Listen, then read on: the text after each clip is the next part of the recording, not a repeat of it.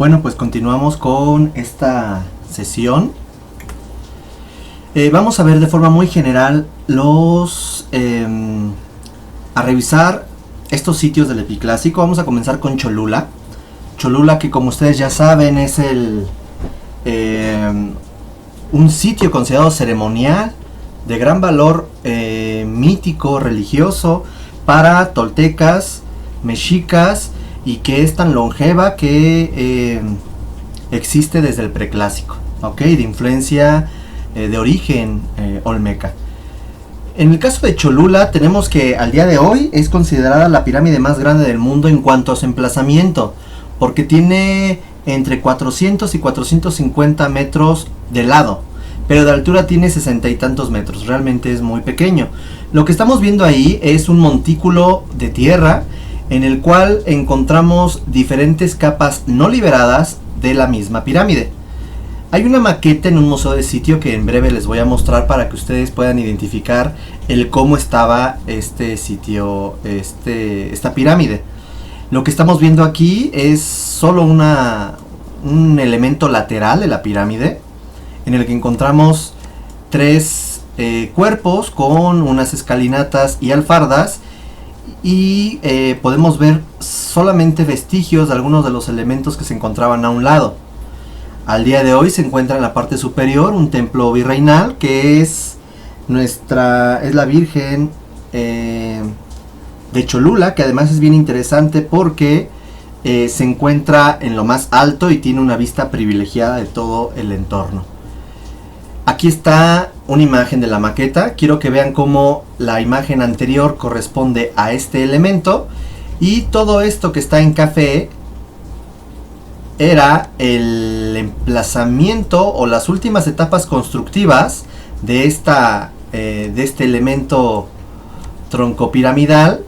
Lo voy a dibujar más o menos aquí, el cual al día de hoy pues ya no existe. Todo esto se perdió, ¿ok? Lo que queda y de lo cual hay vestigios arqueológicos son de estos elementos que están representados en la maqueta. Se puede ver que fue un complejo troncopiramidal que fue empleado muchas veces, y las últimas capas, insisto, se perdieron, pero se encuentran en el interior o bajo la tierra estos vestigios de la estructura original y de las capas de este inmueble. Tenemos aquí otro ángulo en donde vemos la llamada explanada o plaza de los altares, en donde podemos ver que ya son elementos que se encontraban al exterior de la pirámide. Nuevamente, esto que está en color café es el emplazamiento que ocupaba la pirámide de Cholula. Esta pirámide considerada, insisto, sagrada por su gran magnitud. Vamos a ver aquí fotografías todavía del siglo XX, cuando ya se había descubierto el sitio arqueológico y que ya se había liberado estos elementos. Vean cómo la zona está prácticamente despoblada, hay puras construcciones rurales. Al día de hoy se mantiene muy muy similar, simplemente que ya el entorno, bueno, ya ha sido urbanizado. Podemos ver aquí una plaza, que es la Plaza de los Altares. Vean, e insisto, aquí donde se encuentra esta línea roja era el lindero de esta pirámide que estoy dibujando. Ahí se puede ver el fondo, como ya está todo urbanizado. Era una pirámide enorme, insisto. Quiero que vean cómo en torno a este enorme volumen se fueron colocando otros espacios y otros elementos anexos al mismo. Aquí podemos ver, de hecho, este es un lugar que le encanta a los arqueólogos, porque ya saben, es el típico sitio en donde se ponen a aplaudir como locos, y ellos dicen que escuchan un quetzal.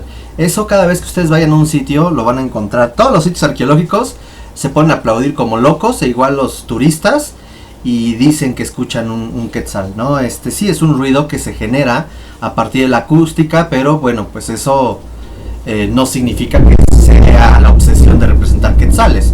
Pues mejor ve y pues vas por uno, ¿no? Digo, era algo muy común en la época prehispánica. Quiero que vean estas imágenes porque podemos ver una influencia todavía del talud tablero teotihuacano, pero ya cambió sus proporciones. Vean aquí, por ejemplo, cómo el tablero ya es más chico. Acuérdense que el tablero teotihuacano era 2/3, y aquí, bueno, ya parece que no es 1/3, porque es extraña la proporción, casi 50-50. Esta sí se parece más a la teotihuacana, pero la moldura superior es diferente. A esta se les llama talud tablero en chaflán. Podemos ver, por ejemplo, aquí vestigios de uno. ¿Ya vieron? Y este tipo de talud tablero en chaflán, que es algo muy de la herencia cholulteca. ¿Ok? Se le consideran también talud tablero cholulteca. Este es otro tipo, de hecho este lo podemos ver aquí. Les voy a dibujar este elemento. Ahí está. O aquí se alcanza a ver más grande. Vean cómo de alguna forma está ligeramente cóncavo lo que sería el talud, y a este se le llama de emparedado. Ay, no puedo pronunciarlo, ya ven mi dislexia. De emparedado. ¿Ok? Como si fuera un sándwich. Emparedado. Entonces, estas son ejemplos de talud tablero cholulteca.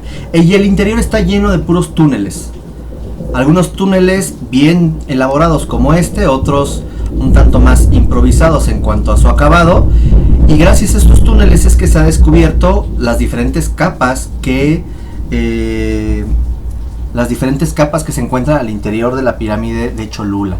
También por ahí en el Museo de Sitios se encuentra la conservación de un mural original que se llama los bebedores de pulque, hablando de la importancia de esta bebida en la zona.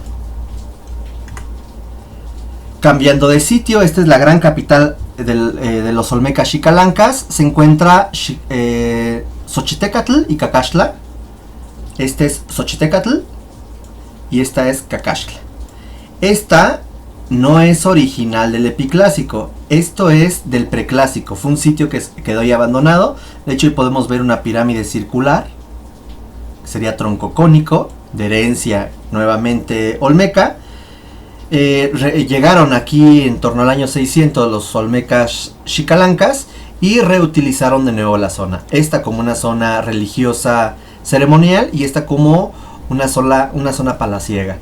Antiguamente por aquí pasaba agua y era una zona rica en cuanto a elementos pluviales, que al día de hoy, bueno, la tierra sigue siendo fértil, pero ya no tiene elementos de agua. Aquí está Xochitecatl, podemos ver cómo hay un edificio en espiral y un conjunto con un altar, ¿no? Un conjunto formado por esta pirámide llamada de las flores, con una vista privilegiada hacia el palacio de Cacaxtla y el edificio de la serpiente. Son edificios realmente muy pequeños que tienden más hacia la horizontalidad. Y aquí tenemos esta acrópolis. Es una acrópolis palaciega conformada por una gran cantidad de plataformas, patios, en donde se disponen edificios administrativos y de vivienda. Este era otro de los sitios al cual íbamos a visitar, pero no se pudo. Esta es la vista de Xochitecatl con el edificio en espiral y la llamada pirámide de las flores con la vista. Vean la vista que tiene. Esto es la acrópolis de Cacaxtla, en donde podemos ver claramente una sucesión de diferentes plataformas que se refiere a diferentes ampliaciones que tuvo este sitio palaciego. Tenemos dos grandes patios y en torno a estos patios encontramos este tipo de habitaciones en los cuales nos está señalando el tipo de característica espacial, que eran vivienda de alta jerarquía y edificios administrativos. ¿Ok? Al día de hoy solo se encuentran los vestigios, los núcleos de muro, los arranques de muro, arranques de columnas, pintura mural, y es por eso que en la parte superior pusieron una cubierta metálica, la cual, por cierto, hace algunos años atrás, por el granizo se cayó, afectando el sitio arqueológico. Este sería el sitio arqueológico sin la cubierta. Podemos ver cómo hay construcciones. La hipótesis de la construcción es lo vamos a ver en la siguiente clase, que es un terrado con madera en la parte de la cubierta, con el manejo de columnas y de muros muy a la usanza teotihuacana, porque recordemos que los olmecas xicalancas tienen una influencia maya y teotihuacana, ¿ok? De hecho lo podemos ver claramente en sus murales, que en un momento veremos. Vean cómo vemos aquí una serie de plataformas que nos están enfatizando que todo este conjunto fue ampliado arriba en diferentes capas, lo cual es una acrópolis. De hecho, al día de hoy no todo el sitio está totalmente liberado. Hay elementos como estos que ya están no restaurados. Y aquí se puede ver claramente que había otro patio. Sin embargo, los elementos de esta sección el día de hoy no existen. Aquí están estas fotografías, vamos a ubicarnos. Estas columnas que se pueden ver aquí son estas. El patio, vean, este patio que les estaba diciendo es un patio superior que no se alcanza a ver aquí, porque son diferentes capas. Este es el patio principal, que es este. Y en torno a estos patios se encuentran corredores y habitaciones. Podemos ver todavía al interior de estas habitaciones como hay un rodapié de color rojo. A esto se le llama rodapié. Y hay elementos como en este punto, en donde encontramos una capa anterior a la ciudad, con unas escaleras y un mural muy interesante, donde vemos un comerciante. Vemos maíz.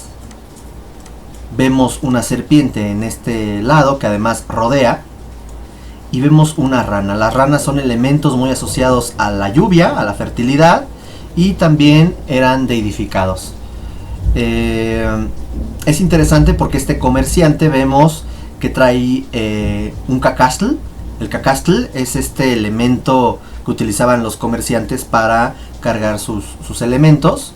Y podemos ver muchos elementos, desde un petate, podemos ver plantas, podemos ver plumas, podemos ver una máscara, podemos ver muchos elementos. Esto significa que Cacaxtla tenía un gran valor comercial al ubicarse en una de las rutas comerciales entre las diferentes regiones con Teotihuacán. Aquí podemos ver vestigios de la pintura mural. Vean cómo gran manejo de la arquitectura era con núcleos de tierra y estuco, cal, arena, para generar estos enlucidos blancos. Pero los murales tenían, vean, color azul, algo que no era muy común en Teotihuacán, pero sí muy común en la región maya. Es por eso que se sabe que tiene una gran influencia maya esta cultura de los olmecas xicalancas. De hecho, quiero que vean el perfil, por ejemplo, de este guerrero, como es un tanto maya. Y es un mural en donde se ven vencidos y vencedores.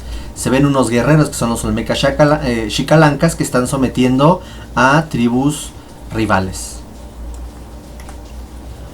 Vean aquí el manejo de la talla en una jamba. Y otros guerreros, un guerrero asociado, aquí podemos ver a una serpiente, y un guerrero asociado con un jaguar, y además ambos tienen plumas. Pasamos a otro sitio que es Cantona. Este es otro de los sitios que íbamos a visitar, el cual tampoco pudimos, y es bien interesante porque es un sitio muy grande, de casi 2 kilómetros y fracción de recorrido, y es una serie de puras plataformas. El epiclásico, compañeros, se comentó que estas ciudades se caracterizan por ser fortificadas. ¿Cómo se fortificaron? Sencillo. Con la altura y las plataformas y los taludes hacían muy difícil la accesibilidad a estos sitios. Por eso un común denominador de los sitios del epiclásico son que se encuentran en las alturas. ¿Ok? Aquí podemos ver un basamento piramidal con unas escalinatas sin alfardas, con unos cuerpos que tienen solamente taludes, sin decoración. Podemos ver que además es una piedra muy específica, una piedra cariada, que se ve un tanto verdosa porque esta piedra tiene hongo, tiene una especie de musgo, que no estoy hablando de la parte superior, estoy hablando de la parte lateral, que hace que se vea entre verdosa y azulada. Algo bien interesante es que además hay sistemas montañosos, obviamente ahí vemos, me parece que se llama el Pico del Águila, una cosa así, no recuerdo bien el nombre, pero tiene una referencia con el cerro. Quiero que veamos la longitud que tiene, esto es enorme. No responde a un norte magnético, responde a una topografía. Esto está construido sobre algo llamado Malpaís. El Malpaís es la piedra volcánica, así como Ciudad Universitaria. Literal, cuando tú llegas, subes, llegas a un espacio un poco más plano, pero vas subiendo, bajando, subiendo, bajando, subiendo, bajando. La única forma de llegar a este recinto era a través de estas dos calzadas. Y estas calzadas es la zona habitacional. Ahí dice unidades habitacionales. Mientras que todo esto son una serie de conjuntos religiosos, de juegos de pelotas y de vivienda de alta jerarquía social. Por lo tanto, estos eran prácticamente callejones, el cual dificultaba mucho el acceso de grupos rivales, los cuales eran fácilmente emboscados y de esa forma se defendían. Es bien interesante Cantona porque tenemos más de 500 calles, tenemos más de 3000 plazas de diferentes tamaños y más de 25 juegos de pelota. Por lo tanto, eso se vuelve un sitio arqueológico que además no está totalmente liberado. Ven, aquí hay otros conjuntos en donde en su generalidad están conformados por plazas, binomio plaza pirámide, juegos de pelota como principal elemento rector en la composición, que se van alternando conforme a estas calzadas. Vean aquí estas fotografías, podemos ver cómo aquí está el juego de pelota con sus cabezas, su calle, sus diferentes paramentos. De pronto hay un juego de nivel que se le llama, recordemos, estratificación espacial. Cómo a través de transiciones llego de un espacio abierto a otro espacio abierto con diferentes características. Subo escaleras y llego a otra plataforma. Aquí está este altar. Subo escaleras y llego al final de un basamento. En fin, es un juego bien interesante de estratificación espacial. Aquí podemos ver fotografía del juego de pelota y fotografía de una plaza, que además vean cómo la plaza está hundida. Insisto, es un juego bien interesante de estratificación espacial. Vemos una vegetación muy de la región, muy con cactáceas, yucas y elementos que crecen solamente en el Malpaís. Vean la piedra que les decía, como es una piedra careada y que tiene estos elementos de hongos y musgos que hacen que se vea entre verde y azul. Bien interesante cuando todo esto está verdoso, que es en época de lluvias, y cuando no, bueno, realmente se fijan, no hay muchos lugares para defenderse del sol. Sí se vuelve un elemento muy pesado el caminar por acá. Xochicalco, que es otro de los sitios arqueológicos de mayor importancia en el Epiclásico. Vean cómo se encuentra en las alturas, con un control visual hacia los valles. Este se encuentra en Morelos, Xochicalco, y es uno de los sitios arqueológicos más complejos debido a que tiene diferentes funciones religiosas, civiles, astronómicas. De forma general podemos decir que hay 4 grandes áreas. Esta primera área, que es el área de acceso al museo, bueno, al sitio, perdón. Este que es un templo llamado Templo Mayor, pero realmente se entra por acá para llegar a esta plataforma. Continúas por acá para llegar a esta plataforma donde se encuentra el edificio quizás más importante de la cultura de las ciudades epiclásicas, que es el templo de Quetzalcóatl, que ahorita veremos. Y en la parte más alta se encuentra el recinto habitacional de sacerdotes y nobleza. Podemos ver que existen diferentes juegos de plataformas, cuerpos, escalinatas, alfardas, cuerpos yuxtapuestos, y varios elementos que enriquecen mucho la transición espacial entre un espacio y otro. Vamos a ubicarnos. Este es la plaza de los 2 grifos, el acceso que les dije. Todo esto es la llamada rampa de los animales y el juego de pelota, que estamos hablando que es esta región, esta sección, perdón. Llegamos a la plaza principal donde está el templo de Quetzalcóatl y la Acrópolis, que es la zona habitacional de la nobleza y en donde se encuentra el observatorio. Aquí podemos ver 1, 2 y 3 juegos de pelota y varias plazas que van en sentido norte-sur. Aquí tenemos algo bien interesante porque tenemos un observatorio subterráneo, superficial, perdón.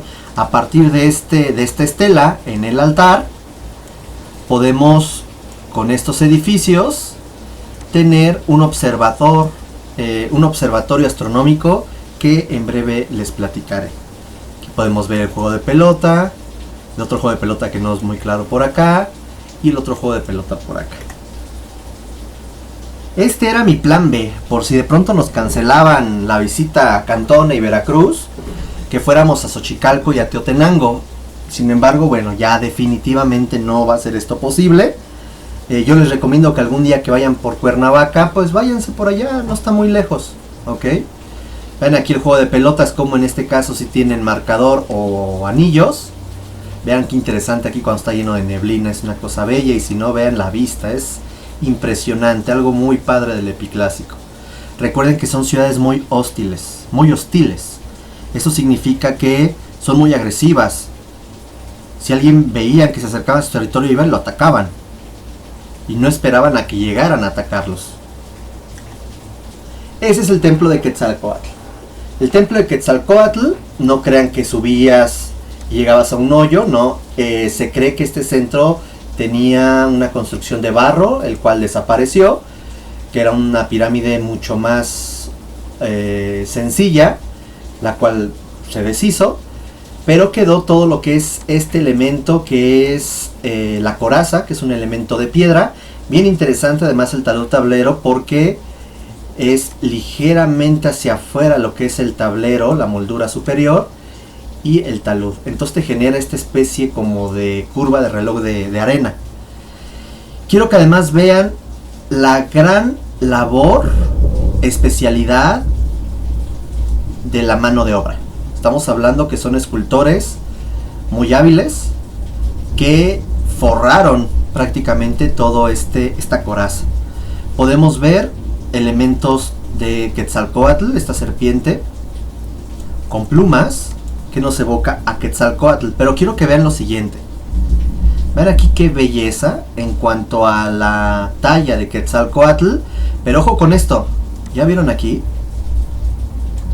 Acá. De pronto hay elementos, compañeros, compañeras, nos recuerda a la zona maya. Otra vez es la influencia de los olmecas xicalancas. Y hay ciertos elementos astronómicos aquí que aluden al Sol, que aluden a Venus, estos que probablemente son gobernantes. Esa es la gran importancia del templo de Quetzalcóatl.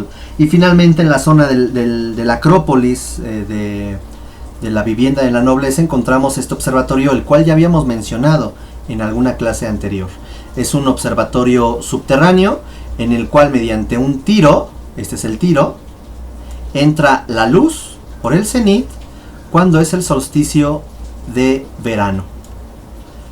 Entonces te está indicando, aquí hay un marcador, y te indica el inicio y el fin de los ciclos para el cultivo, la agricultura, etc. Aquí está el otro conjunto, el conjunto de la Plaza de los Tres Grifos, que les decía cómo conforme a esta estela y los edificios se vuelven observatorios para leer la bóveda celeste. Y finalmente el sitio de Teotenango. El sitio de Teotenango se vuelve un sitio muy interesante y es el último que veremos porque es quizás el más alto de todos. La Ciudad de México está en torno a 2000 metros sobre el nivel del mar. Bueno, pues este está en torno a 2700 metros sobre el nivel del mar. Y literal es un juego de plataformas en el cual es muy difícil llegar. Y una vez que ya estás aquí, vean cómo los conjuntos de los basamentos se encuentran aún así sobre diferentes plataformas, haciendo muy rico el manejo de estos espacios.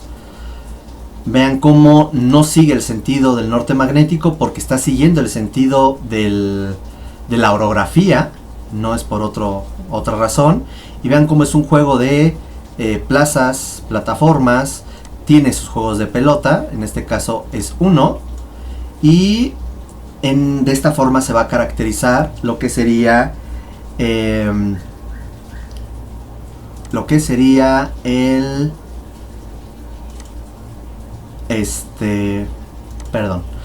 sería Teotenango. Faltan otras dos culturas por ver. Ahorita nada más voy a adelantar algunas cosas y la siguiente clase vamos a concluir esto, ¿ok? Porque la siguiente clase ya pasamos, es lo que les había dicho al inicio, que a ver si me daba tiempo, no me dio tiempo. Esto fue de las cosas que ajusté debido al coronavirus, ¿no? Lo que tuve que hacer para ajustarlo. Y al día que hubo ahí el paro de alumnos y no sé qué, bueno, pues este tema. Además yo estaba tranquilo porque dije, bueno, pues esto lo vamos a visitar. Entonces, en fin.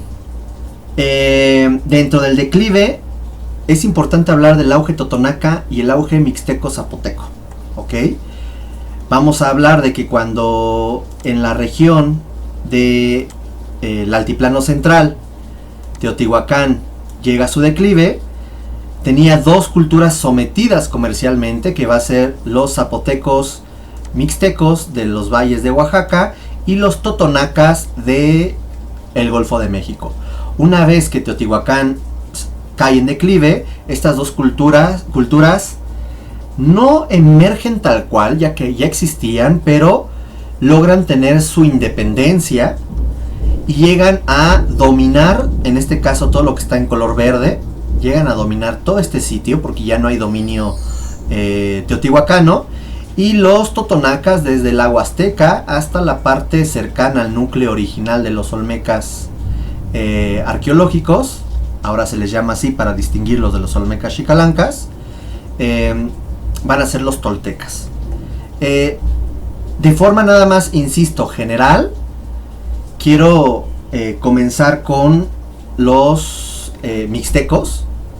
Los mixtecos va a ser una cultura que van a volver a reutilizar la zona de los zapotecos y a mezclarse culturalmente. Por lo tanto, los zapotecos y mixtecos son dos culturas que al final terminaron conviviendo, y por eso se les llama como zapotecos mixtecos, para no deslindar uno del otro. El apogeo va a ser entre el 950 y el 1521, o sea, la llegada de los castellanos. Eran ciudades vivas. Vamos a encontrar que la cultura mixteca, el principal aspecto va a ser el económico, ya que ellos van a ser productores de magnetita, esta piedra que tiene magnetismo, y van a tener un amplio manejo artesanal de cerámica policromada, grabados en hueso y madera, armas y herramientas de obsidiana, ya que Teotihuacán ya no estaba en el juego, y van a ser de toda Mesoamérica los grandes orfebres y joyeros. Manejo de metal, pero para joyería. Jade, concha, turquesa, van a manejar elementos de oro, plata, para hacer como este famoso pectoral de los mixtecos. Van a tener textiles, manejos de aleaciones para pectorales, anillos, collares, orejeras, narigueras. Va a ser una cultura muy rica en cuanto a joyas, que ninguna otra cultura va a tener tal sofisticación, y que eso le va a ayudar mucho al comercio.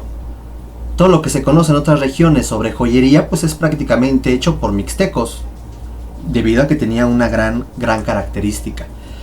Quiero que vean este mapa que corresponde a la región de Oaxaca. Todo lo que está en color naranja